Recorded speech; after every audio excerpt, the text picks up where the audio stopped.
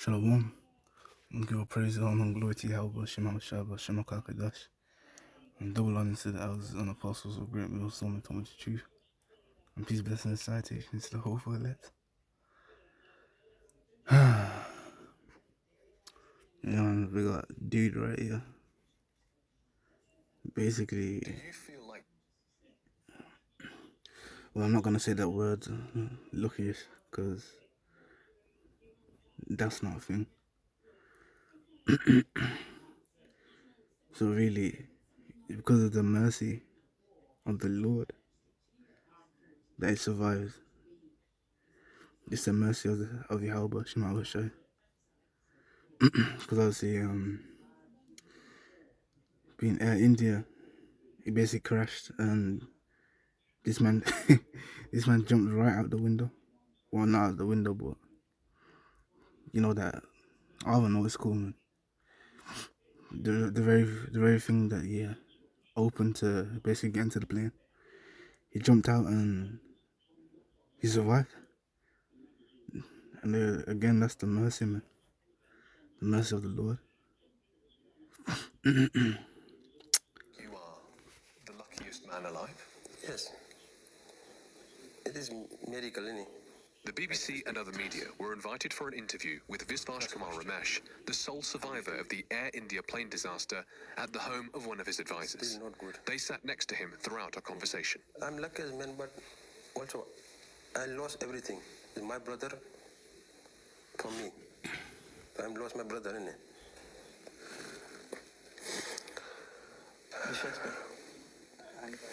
Visvash Kumar, you're okay to continue? Okay. Thank you. What have the last few months been like for you and for your family? I just sit in my room and alone, not talking. Like my wife, my son, I'm not talking with anyone. I just like to alone in my house. Visvash Kumar's advisors say he's been treated appallingly by Air India since the crash and are calling for a meeting with the airline's executives. Air India says, "We are deeply conscious of our responsibility to provide Mr. Ramesh with support. Care for him and indeed all families affected by the tragedy remains our absolute priority." Senior leaders from across Tata Group continue to visit families to express their deepest condolences. An offer has been made to Mr. Ramesh's representatives to arrange such a meeting. Do you feel like you are? Yeah, man.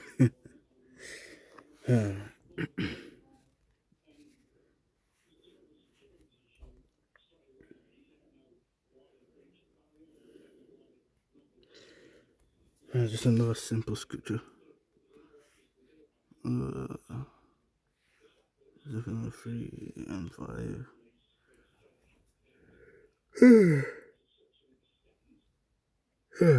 Meow. Meow, yeah.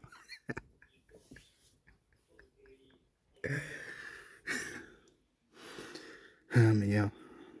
It's crazy because I remember I was on live. Well, not on live, but I was in someone else's live and I said meow.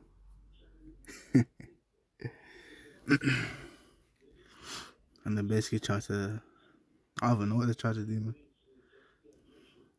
Apparently it was against, what's it called, man? I honestly forgot what it's called. It's basically it's against the, I don't know, the regulations or something. I don't know, man. It's crazy. I can't even say meow. Zephaniah 3 and 5, it says, "The just Lord is in the midst of. He will not do iniquity.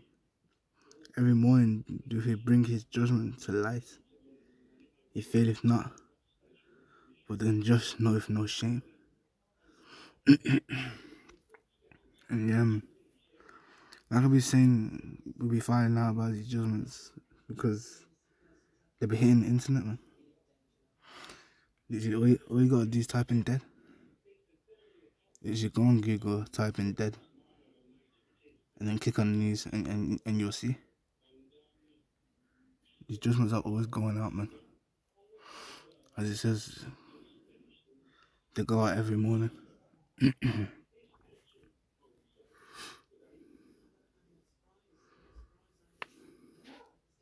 What was that scripture, man?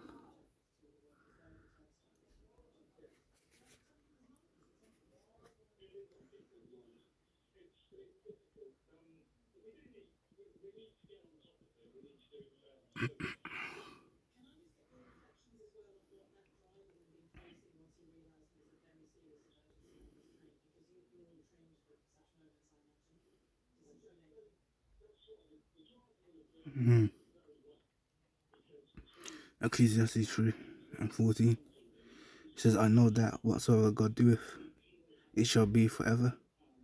Nothing can be put to it, nor anything taken from it.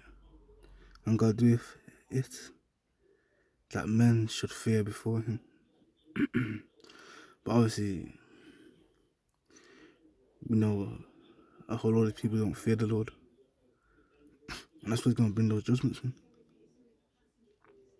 He says, that which have been is now, and that which is to be have already been. And God requires for that which is past.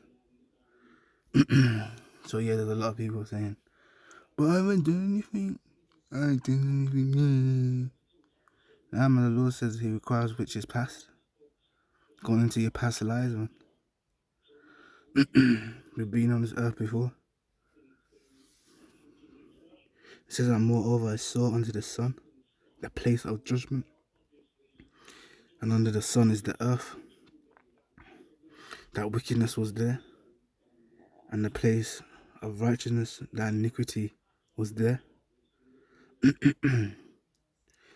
So yeah, man, the judgments happen on earth, as it is mentioned over here, Ecclesiasticus 39.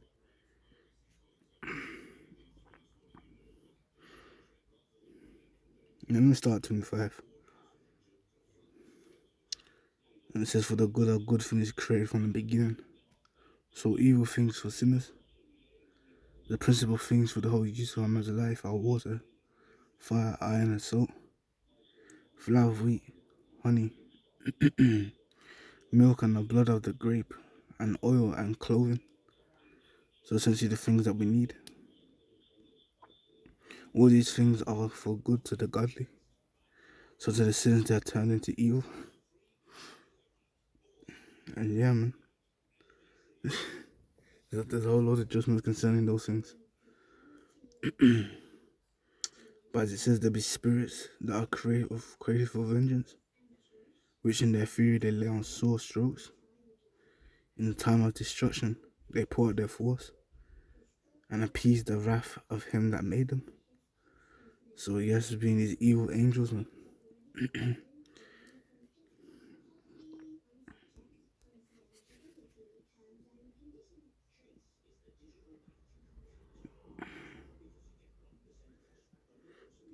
Psalm 78 and 49, it says he cast upon them the fierceness of his anger, a wrath and indignation, and trouble, by sending evil angels among them. So the Lord has power over both, man. He has power over the righteous and the evil.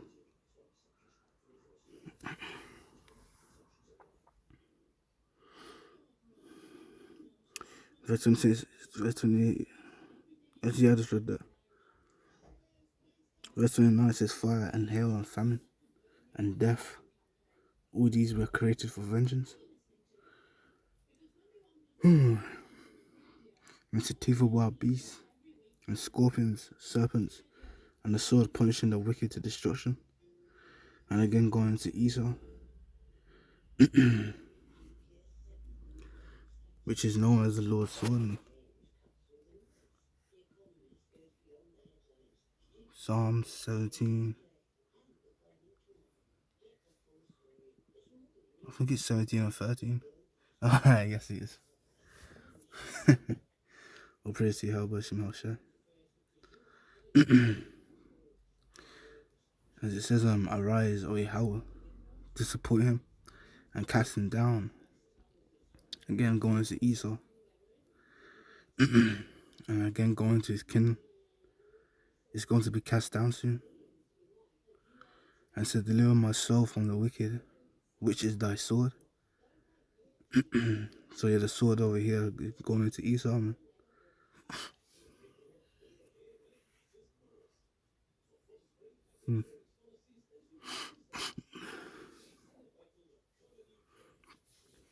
Yeah, where was I?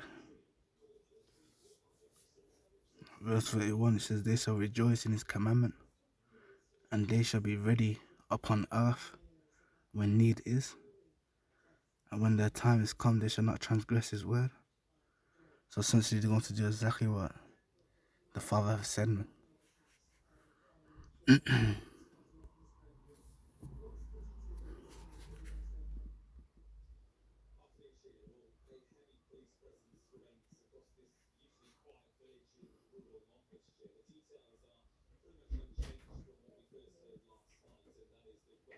Come on, man.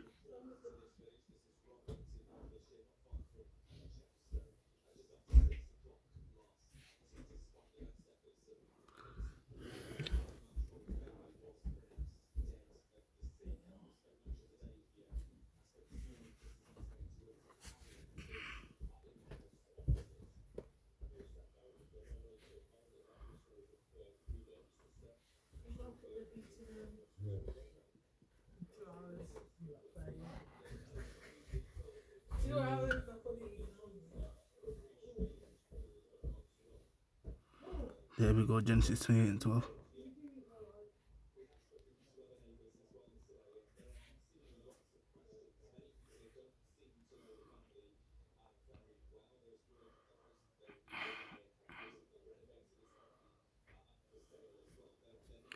Yeah, Genesis 28 and 12, it says, and he dreamed, and behold, a ladder set up on the earth, and the top of it reached to heaven. And behold, the angels of God ascending and descending on it. So essentially telling you that the angels go up and down, man.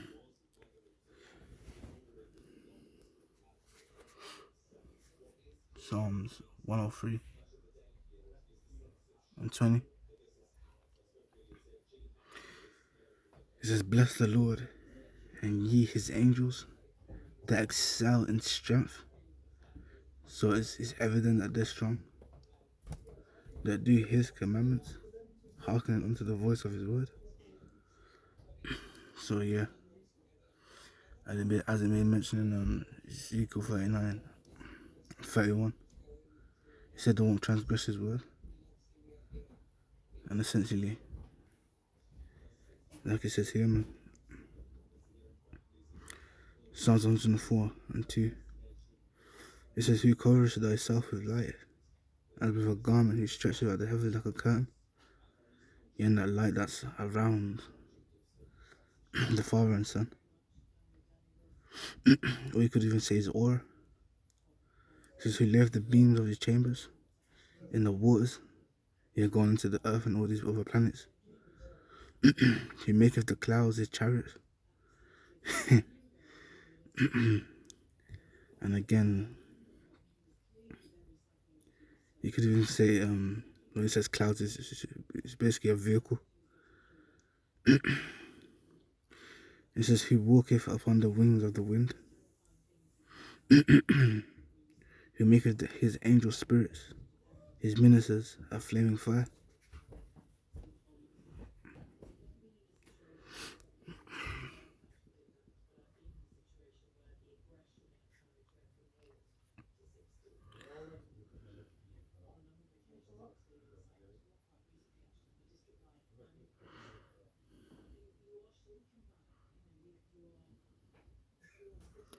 Yeah, that is not it.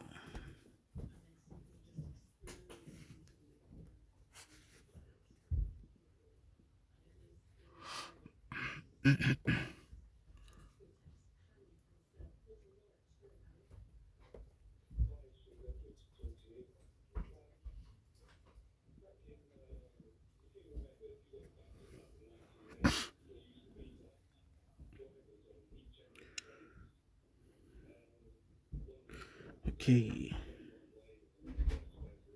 I just want to see what that means as well.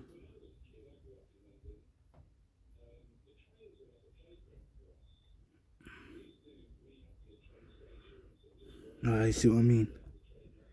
Illumination. Crazy.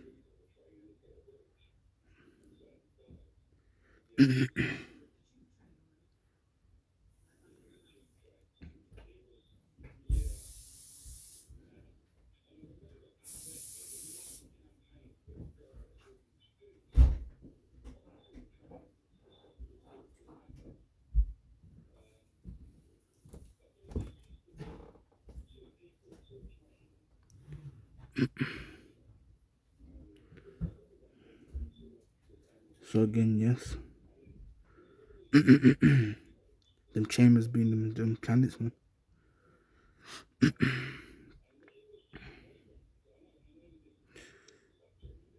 What was I looking for again?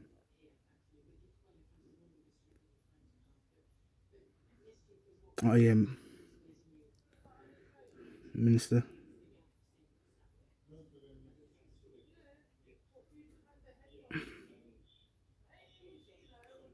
It says a primitive route to attend as a menial or worshipper, frequently to contribute to, or you could say a servant. So you're a servant, and that's what the angels are. Tihau, Bashimawisha.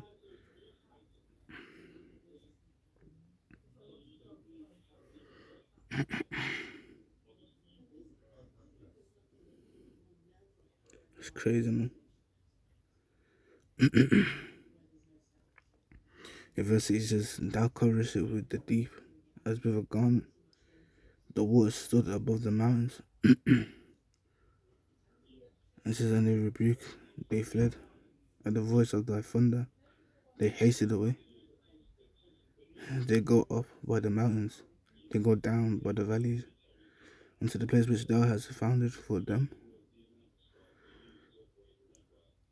And it says, "Thou hast set a bound that they may not pass over, that they turn not again to cover the earth." But yeah, this is the part I wanted. He sendeth the springs into valleys, which run among the hills. They give drink to every beast of the field. The wild asses quench their thirst.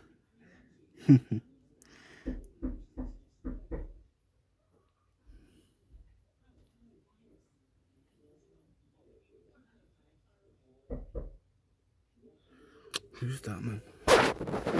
Hang on.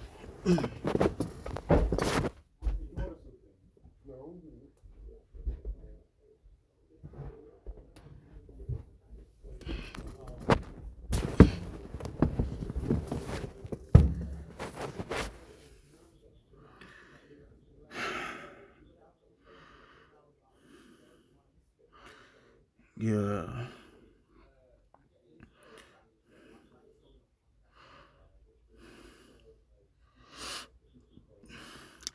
It says he waters the hills from his chambers. You see the place where the Lord dwells.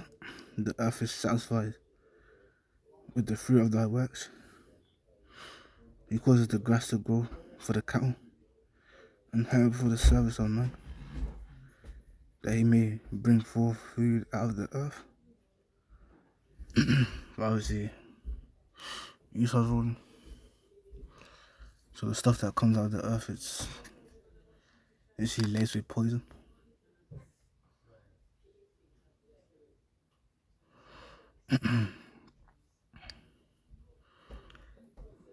Wait, where was the one I was looking for? It's going on about the chambers. Circle.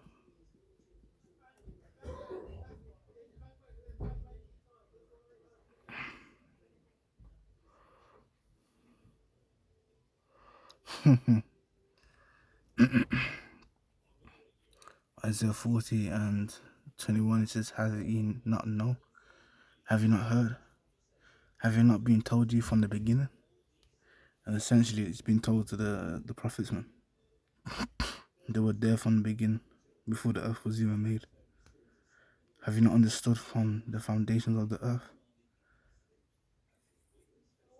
It is he that sitteth upon the circle of the earth, and the inhabitants thereof as are the inhabitants the inhabitants thereof are as grasshoppers. So there's small, man. According to the Lord, that stretches out the heavens like a curtain. So if there isn't enough space, the Lord can make more space, and spreadeth them out as a tent to dwell in. Go on to these different planets as well, man. You know what? Let me get that as well.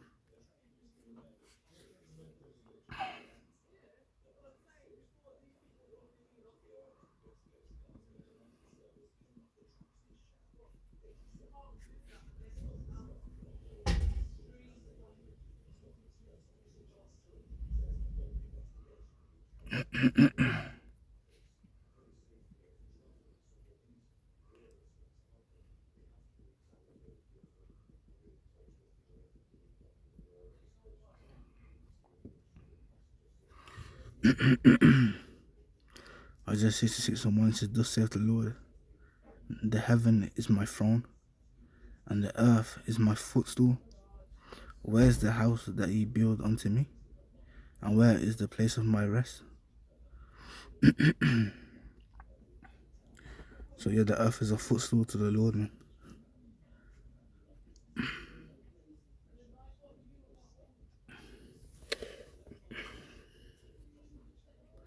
And again, going into his house is literally his people, his memorial, which are the Israelites, man.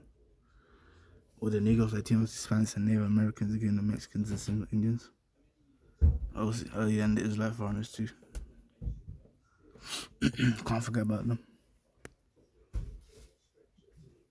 And that's literally people who don't look like us, but they go back to the lineage of Abraham, Isaac, and Jacob.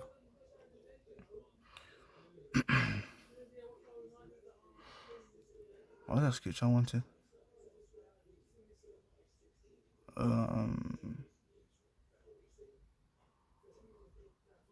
I literally forgot what I was gonna get.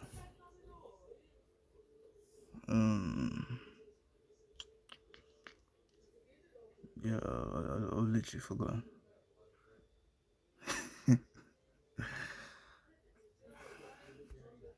Oh, that was it.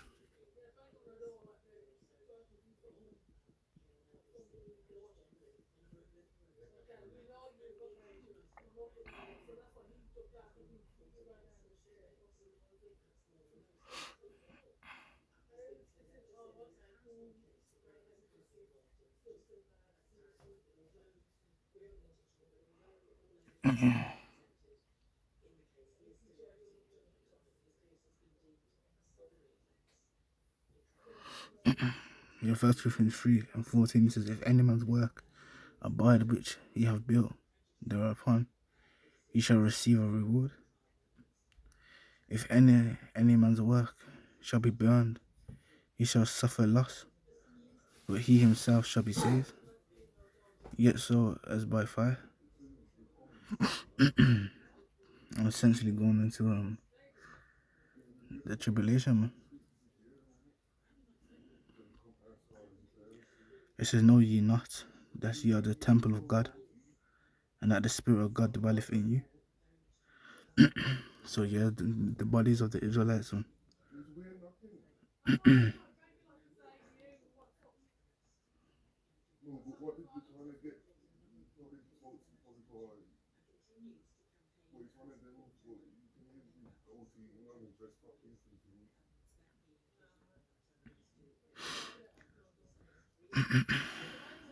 But yeah, it says, "If any man defile the temple of God," it says, "he shall God destroy. For the temple of God is holy, which temple ye are." So yeah, the Israelite is literally the temple.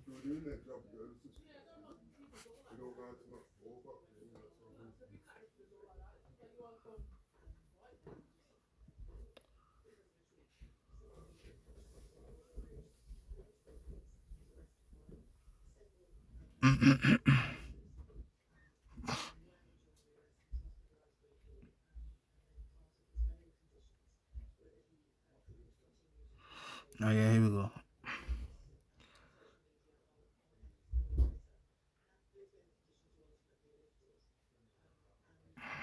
So essentially, this is his words for, man.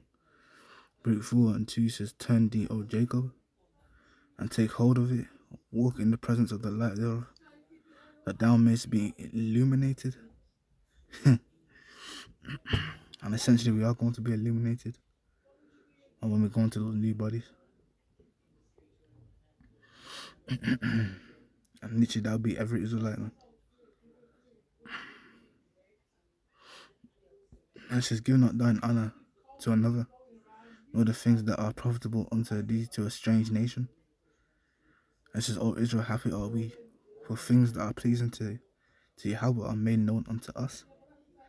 Be of good cheer, my people, the memorial of Israel."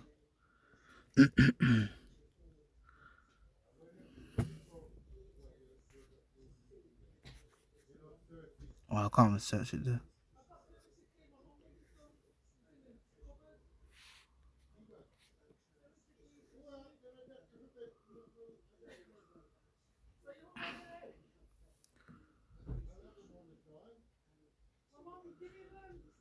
As you see, it says memorable, excellent. It says remembered, committed to memory. So yeah, that's his people, man. This is mindful of remembering. So yeah,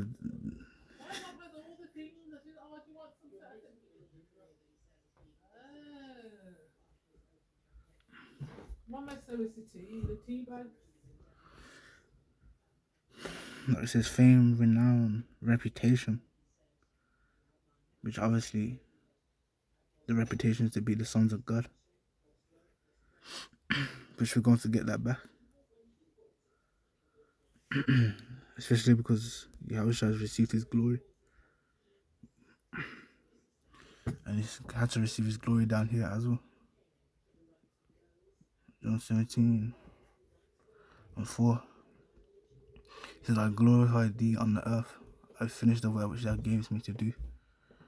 And now, Father, glorify thou me with thine own self, with the glory which I had with thee before the world was." So Yahushua was there, man. Yahushua was there before the world was even made. And the same thing with the other prophets too. They were there.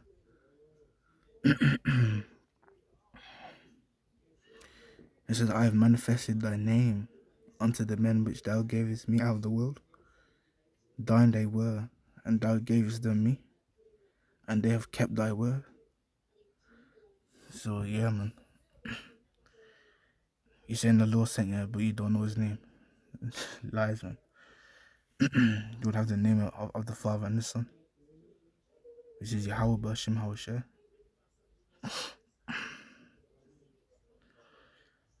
I can't lie, man.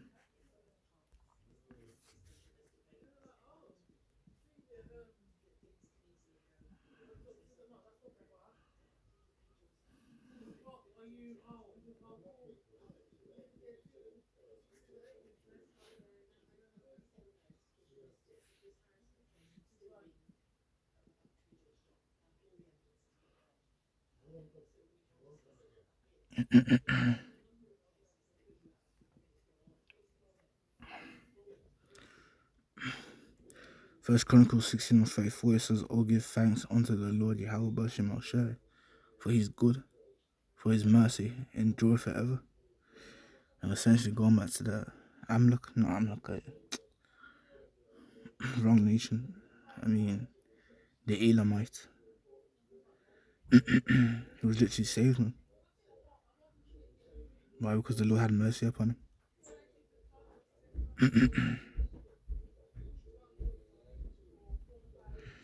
Psalms 105, Psalm 105, it says, "For the Lord is good, his mercy is everlasting, and his truth endureth to all generations." And essentially this word. Psalms 106 and 1, it says, praise ye the Lord. I'll give thanks unto the Lord, for he is good, for his mercy endureth forever. But as you can see, it's made mention of a lot. His mercy endures forever, man. And especially to the Israelites, man.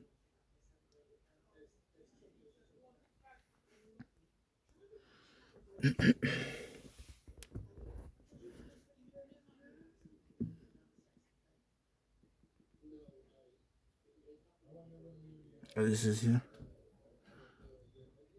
Isaiah 45 and 17 says, but Israel shall be saved in the Lord with an everlasting salvation. You shall not be ashamed nor confounded. A world without end. And essentially the word here for world is cosmos, meaning a particular thing or pertaining to a particular people. And also there's oikonomy, meaning the whole earth, or those that dwell upon the earth. And then you also got eon, going into a kingdom.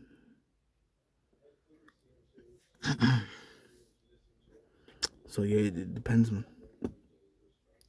But yeah, I hope this was edifying. I want to give all praises, honor, and glory to Yahweh, Shema Shai, by Shemuk HaKadosh. Hey, Shalom.